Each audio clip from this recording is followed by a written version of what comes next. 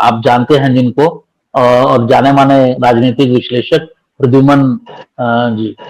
प्रद्युमन जी, आपका बहुत बहुत स्वागत है। नमस्कार। जी नमस्कार, बहुत बहुत धन्यवाद।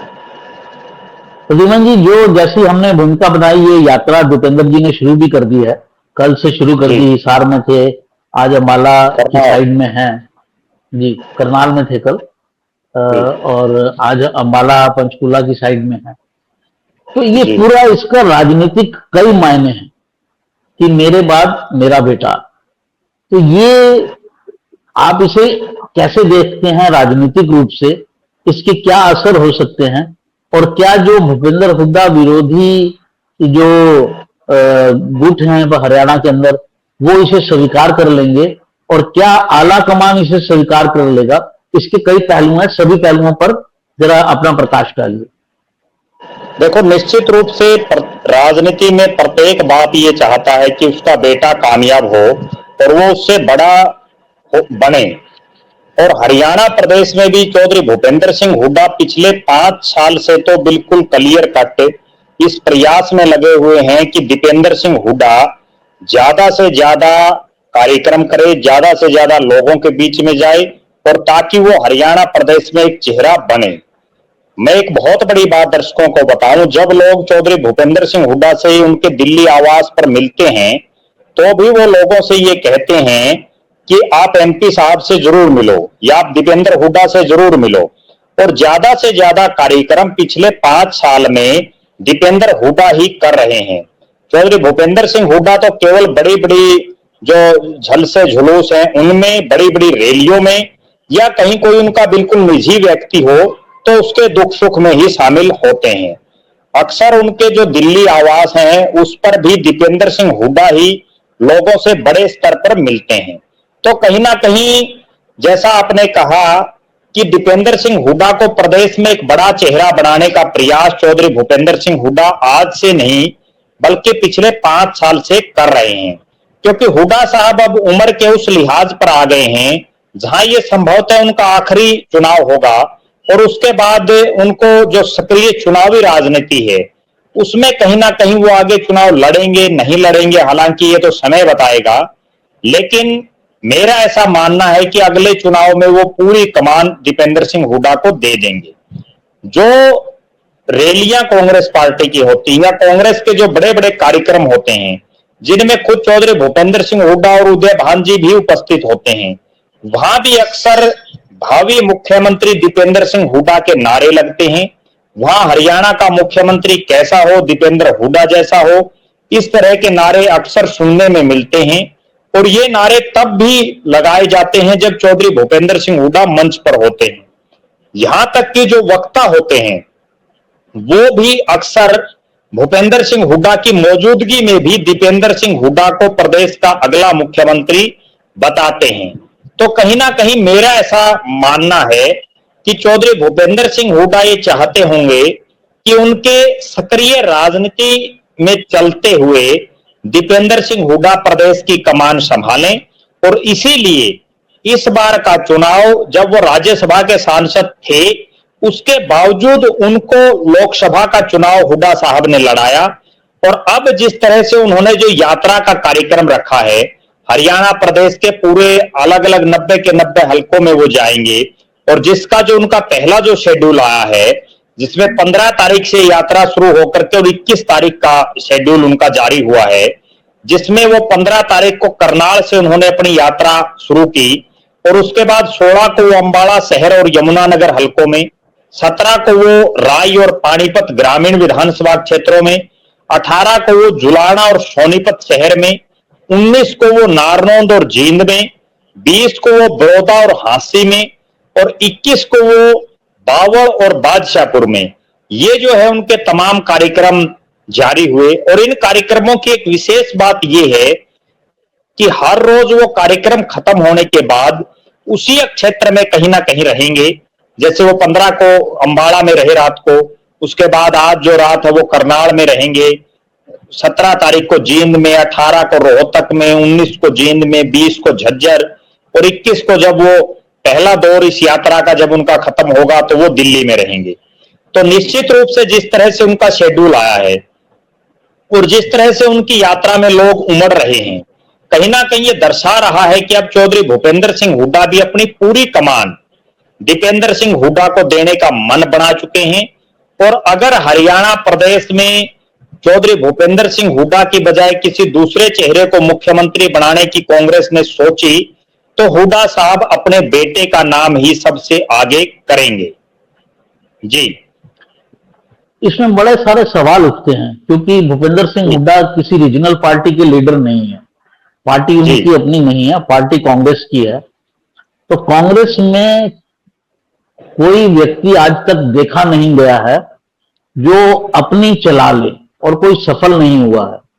आपको याद होगा, आंध्र प्रदेश के अंदर, यूनाइटेड आंध्र प्रदेश के अंदर वाईएसआर रेड्डी जब मुख्यमंत्री थे और उनकी एक दुर्घटना में मृत्यु हो गई थी, तो उनके बेटे ने भी ऐसा दावा किया था जी, लेकिन उसको पार्टी से बाहर कर दिया गया।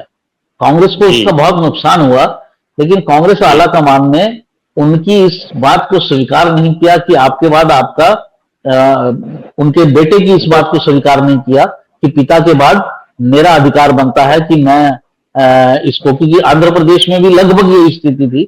जो वाईएसआर थे एक मजबूत नेता थे और उन्होंने ही कांग्रेस को वहां पर वापस सत्ता में लाए थे, तो उनके बेटे की इस बात को स्वीकार नहीं किया गया, आज तक नहीं किया गया, और वो अपनी संघर्ष करके सत्ता में आए। तो ये बात, सेम बात जो है वो हरियाणा में भी लागू होती है। तो मेरा जो सवाल है वो ये है कि क्या कांग्रेस आला कमान की तरफ से भूपेंद्र सिंह हुड्डा को यह अनुमति दे दी गई है कि वो अपने बेटे को अभी से मुख्यमंत्री के रूप में प्रोजेक्ट करना शुरू कर दे, और उनको आला कमान को इसमें कोई दिक्कत नहीं है? देखो, मेरा ऐसा मानना है कि ना तो कांग्रेस का शीर्ष नेतृत्व इस तरह की कोई परमिशन चुनाव में, अभी 2 महीने चुनाव घोषित होने में है, तो देगा, ना केवल भूपेंद्र सिंह हुड्डा को बल्कि वो किसी भी नेता को नहीं देंगे। दूसरी बड़ी बात, कांग्रेस का शीर्ष नेतृत्व जिस तरह से मैं देख रहा हूं पिछले काफी सालों से, कभी भी ये नहीं चाहेगा कि प्रदेश का कोई बड़ा नेता, आज जैसा आपने बताया, आज जो बड़ा नेता है उसका बेटा भी बड़ा नेता बने, क्योंकि कल को अगर वो और ज्यादा बड़ा नेता बन गया तो जो गांधी नेहरू परिवार है, या हम ये कह सकते हैं कि राहुल गांधी और जो प्रियंका गांधी है, उनको आगे टक्कर देने के लिए कोई नेता खड़ा हो जाएगा। और कभी भी किसी भी पार्टी का शीर्ष नेतृत्व ये नहीं चाहता कि उनका जो क्षेत्रीय कोई नेता है वो उनके पैरेलल पहुंच सके, उनको आगे दिक्कत हो सके। अब जैसा आपने बताया कि दीपेंद्र सिंह हुड्डा, मैं एक उदाहरण के माध्यम से ये समझाना चाहूंगा। आज चूंकि विधानसभा चुनाव बिल्कुल सिर पर हैं, और मुझे नहीं लगता कि कांग्रेस के किसी भी नेता ने किसी भी संभावित जो दावेदार हलकों में घूम रहे हैं, जो टिकटार्थी घूम रहे हैं, उनमें से किसी की हां टिकट की 100% भरी होगी। उसके बावजूद वो लोग हलके में अपना माहौल बनाने के लिए ये दर्शाते हैं कि मेरी फला नेता से बात हो चुकी है, मेरी टिकट फाइनल है, मेरी फला नेता से बात हो चुकी है, मेरी टिकट बिल्कुल श्योर है। जबकि बहुत से तो ऐसे हैं कि उनको टिकट में से टिकट का तय भी नहीं मिलने वाला।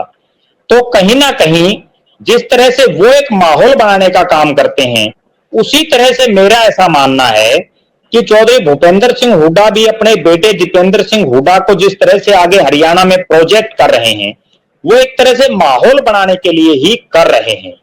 दूसरी बड़ी बात, क्योंकि अब चौधरी भूपेंद्र सिंह हुड्डा उम्र के उस पायदान पर है जब वो कभी भी सक्रिय राजनीति से संन्यास ले सकते हैं, तो अब वो बहुत ज्यादा लोगों से घुल मिल नहीं सकते, बहुत ज्यादा लोगों के बीच में नहीं रह सकते। उन्होंने अपना एक अल्टरनेट अपने बेटे को चुना है। और हर बात, इससे पहले भी जितने हरियाणा प्रदेश के बड़े कद्दावर नेता रहे, चाहे वो चौधरी बंसीलाल जी रहे हों, उन्होंने अपने बेटे को आगे किया, चाहे राव वीरेंद्र सिंह रहे हों, उन्होंने अपने बेटे को आगे किया, चाहे चौधरी देवीलाल जी रहे हों, उन्होंने अपने बेटे को आगे किया, चौधरी भजनलाल जी ने अपने दोनों बेटों को आगे किया, चौधरी ओम प्रकाश चौटाला जी ने अपने बेटों को आगे किया। तो हरियाणा में तो ये प्री पार्टी चली आ रही है। जब मनोहर लाल खट्टर जी बने तब इस चीज पर ब्रेक लगा, और अब जब नायब सैनी बने हैं, एक बहुत बड़ी बात जो बीजेपी ये कहती है कि हम परिवारवाद की राजनीति नहीं करते। परसों ही हिसार में नायब सिंह सैनी जी की जो धर्मपत्नी है, उनका अभिनंदन समारोह था और पूरी तरह से वो बेशक गैर राजनीतिक कार्यक्रम था, लेकिन उसमें तमाम बीजेपी के नेता उनकी हाजिरी मारते हुए दिखाई दिए। तो कहीं ना कहीं जो परिवारवाद है, ये हरियाणा प्रदेश की राजनीति में हमेशा से है और आगे भी रहेगा। और दीपेंद्र सिंह हुड्डा भी उसी की देन है। चौधरी भूपेंद्र सिंह हुड्डा भी, क्योंकि उनके पिताजी रणबीर सिंह हुड्डा पूर्व मंत्री रहे, कई सदनों के वो सदस्य रहे। निश्चित रूप से अब मेरा ऐसा मानना है कि ये वो समय भी आ गया है जब हुड्डा साहब हर हालात में अपने बेटे दीपेंद्र को एडजस्ट करना चाहेंगे। जी, एडजस्ट तो वो ऑलरेडी है क्योंकि वो सांसद हैं। तो सांसद के रूप में मुख्यमंत्री के तौर पर आज तक तो कांग्रेस की कल्चर में ऐसा हुआ नहीं। अगर ज्यादा दूर ना जाएं आंध्र प्रदेश, तो राजस्थान की भी बात आप देख सकते हैं, जहां गहलोत साहब ने अपने बेटे को एडजस्ट करने की कोशिश की, लेकिन वो भी पॉसिबल नहीं हुआ। तो कहीं ऐसा तो नहीं है कि भूपेंद्र सिंह हुड्डा और प्रोजेक्ट करके अपने बेटे का राजनीतिक भविष्य का नुकसान ही कर रहे हैं, नंबर 1। और नंबर 2, जो दूसरे गुट के नेता हैं, रणदीप सुरजेवाला, वो भी एक यंग लीडर हैं। शैलजा जी तो इस बार ही लगी हुई है कि मुझे मुख्यमंत्री बनना है। तो ये सब उसको कैसे स्वीकार कर पाएंगे कि आपके बाद आपका पुत्र, और आला कमान कहीं ना कहीं इस चीज को हस्तक्षेप करेगी ही। क्या लगता है आपको? देखो, निश्चित रूप से कांग्रेस के जो हुड्डा साहब के अलावा जो नेता हैं, चाहे वो कुमारी शैलजा हो, चाहे रणदीप सिंह सुरजेवाला हो, चौधरी बीरेंद्र सिंह हो, किसी भी कीमत पर वो दीपेंद्र सिंह हुड्डा के नेतृत्व को कभी स्वीकार नहीं करेंगे। ठीक है, चौधरी भूपेंद्र सिंह हुड्डा को मुख्यमंत्री बनाने में इन तमाम नेताओं का भी एक हाथ रहा, और वो राजनीतिक रूप से चाहे रणदीप सिंह हो चाहे शैलजा जी हो, इनसे अनुभवी भी हैं। तो हुड्डा साहब को तो वो अपना नेता मान सकते हैं, या उनके नेतृत्व में भी वो जब चुनाव लड़ने के लिए तैयार नहीं है। अभी भी कुमारी शैलजा इस प्रयास में है कि हुड्डा साहब की जगह वो मुख्यमंत्री बने। तो ये तो कोई संकोच और संदेह है ही नहीं कि दीपेंद्र सिंह हुड्डा को वो अपना नेता मानेंगे। मेरा ऐसा मानना है कि हुड्डा साहब केवल इस प्रयास में हैं कि दीपेंद्र सिंह हुड्डा मुख्यमंत्री बने ना बने वो एक सेकेंडरी चीज है, लेकिन वो सीएम का एक मटेरियल बने। जिस तरह से कुमारी शैलजा का सीएम के लिए नाम चल रहा है, उस तरह से प्रदेश में दीपेंद्र सिंह हुड्डा का मुख्यमंत्री के तौर पर एक नाम चले। और जब नाम चलेगा तो अब नहीं तो हो सकता है 10 साल बाद उनको सूत आ जाए। दूसरी बड़ी बात, ये भी कोई बहुत बड़ी संभावना हो सकती है भविष्य में किसी भी दिन, क्योंकि भूपेंद्र सिंह हुड्डा ने पिछले विधानसभा चुनाव से पहले भी एक बड़ी रैली में ये कहा था कि वो झंडा डंडा सब छोड़ करके आ गए हैं, और उस दिन ऐसी चर्चाएं थी कि वो नई राजनीतिक पार्टी बनाएंगे। हो सकता है हुड्डा साहब भी किसी भी समय, अगर उनके बेटे को प्रोजेक्ट नहीं किया गया या कुमारी शैलजा या किसी अन्य नेता के सिर पर पार्टी आला कमान ने अपना हाथ धर दिया, तो वो दूसरी राह भी अपना ले तो भी कोई बहुत बड़ी बात नहीं होगी। क्योंकि हरियाणा प्रदेश का एक इतिहास रहा है, कांग्रेस पार्टी ने जिन जिन नेताओं को मुख्यमंत्री बनाया या जिन जिन नेताओं को आज तक बड़ी पावर दी, उन्होंने किसी ना किसी समय कांग्रेस पार्टी छोड़ने का काम किया।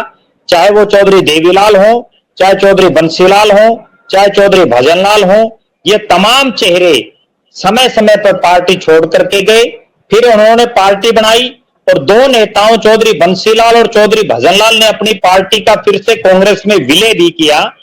तो कहीं ना कहीं राजनीति संभावनाओं का खेल है।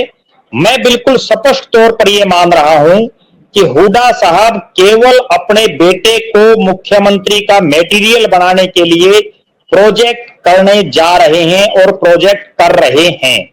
बने ना बने वो भविष्य की बात है। जी जी।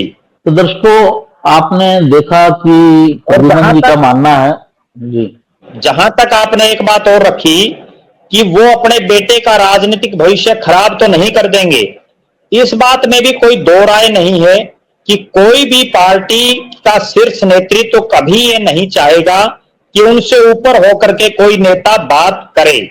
कई बार चौधरी भूपेंद्र सिंह हुड्डा इस तरह की बयानबाजी दे चुके हैं जो कांग्रेस नेतृत्व को अखरती रही हैं, और कांग्रेस के शीर्ष नेतृत्व के खिलाफ भी वो कई बार बोल जाते हैं।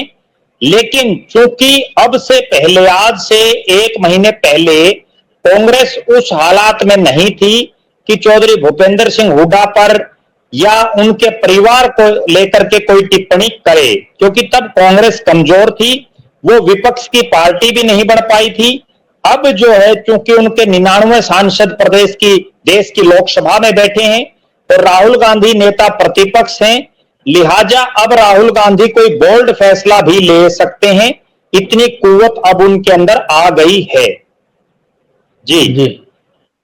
तो दर्शकों, आपने देखा कि किस तरह से भूपेंद्र सिंह हुड्डा ये प्रयास कर रहे हैं कि उनका बेटा जो है, कम से कम उसे चीफ मिनिस्टर मटेरियल माना जाए। अब ये समय की बात रहने वाली है कि इस चुनाव में या अगले चुनाव में या उससे अगले चुनाव में या कभी भी दीपेंद्र सिंह हुड्डा प्रदेश के सीएम बन पाते हैं या नहीं बन पाते, ये भविष्य की गर्त में छुपा है और इसमें बहुत सारे इफ एंड बट्स हैं। क्या निकलता है किस समय, ये देखने की बात है। लेकिन एक बात क्या है कि भूपेंद्र सिंह हुड्डा अपनी तरफ से कोई कमी नहीं छोड़ रहे हैं कि दीपेंद्र को एक स्टेट के बड़े लीडर के रूप में प्रोजेक्ट किया जाए। प्रद्युम्न जी, आपका बहुत बहुत धन्यवाद। आपने पूरी परिस्थिति को समझाया, उसके सभी आयाम समझाए। ये अंक आपको कैसा लगा? अगर अच्छा लगा तो इसको लाइक कीजिए, सब्सक्राइब जरूर कीजिए, एक पुश बटन दबाना है और उससे हमारा लाभ भी होता है और हमें प्रोत्साहन भी मिलता है। आपका बहुत बहुत धन्यवाद। नमस्कार। जी, धन्यवाद।